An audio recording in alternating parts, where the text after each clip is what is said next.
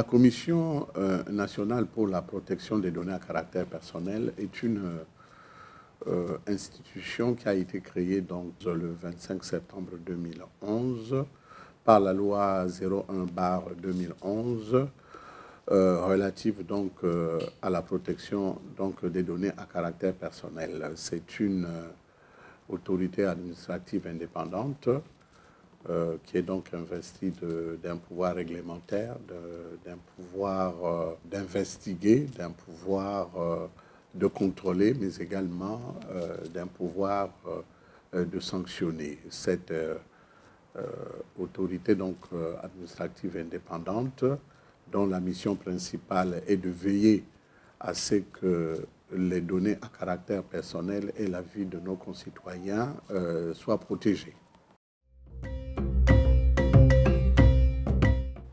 Tout au long de l'année 2020, année marquée par la pandémie donc, du coronavirus, la Commission, dans le cadre des missions qui lui sont donc dévolues, notamment des missions donc, de sensibilisation, a organisé à l'endroit donc, des élèves et des étudiants des établissements secondaires supérieurs et universitaires une campagne orientée justement vers l'utilisation des réseaux sociaux.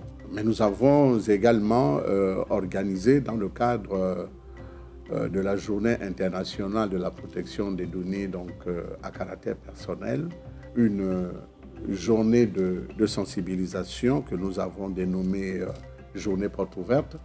Elle avait donc pour but, encore une fois, de faire connaître la Commission davantage, de la rendre donc visible et de permettre justement aux personnes physiques, mais également morales, de s'approprier justement cette loi relative à la protection des données et de la vie privée.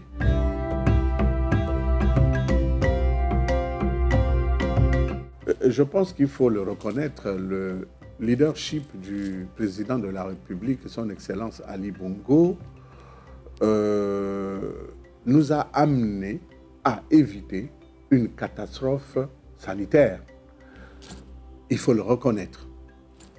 Cette riposte, à l'image de ce qui se passe à l'extérieur, nous pouvons aujourd'hui reconnaître qu'il y a des efforts qui ont été consentis. C'est à l'image de cela que la Commission a initié, dans le cadre justement de cette riposte, des consultations allant notamment dans le cadre de la désinfection de ces locaux. Nous les partageons avec des agents, avec du personnel, dans un environnement où nous cohabitons. Il était donc important de désinfecter donc, ces lieux. Ensuite, il y a eu une formation sur des mesures d'asepsie. Ça a permis donc à nos techniciens de surface de savoir désormais comment nettoyer les bureaux, comment nettoyer les portes et les couloirs pour justement éviter de s'attraper donc ce virus. La Commission a pensé qu'il fallait mettre aussi en place, pour justement respecter les mesures de distanciation, un système ou un dispositif de travail rotatif.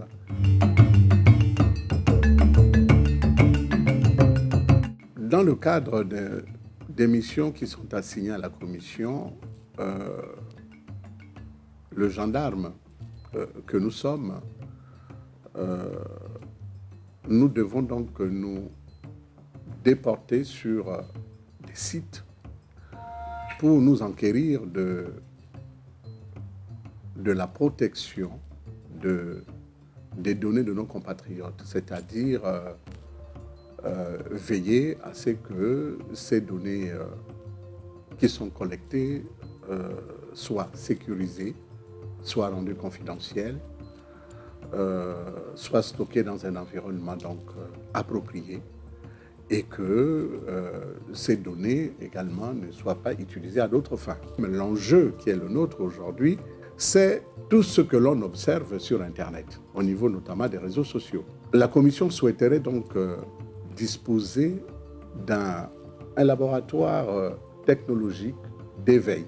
C'est une technologie innovante qui vise essentiellement à comprendre d'abord le fonctionnement de ces applications dans cet environnement.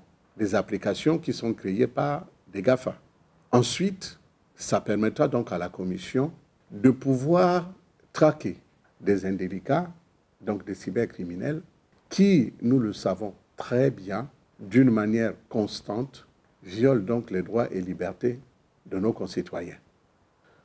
Dans le cadre également de nos missions, il est important que la Commission soit formée et bien formée. Et pour cela, nous souhaitons donc initier, dans le cadre du renforcement de capacités, des formations ciblées au fin de nous permettre d'être plus efficaces, plus efficients lorsque nous devons nous déplacer vers un site, notamment en ce qui concerne par exemple une structure bancaire.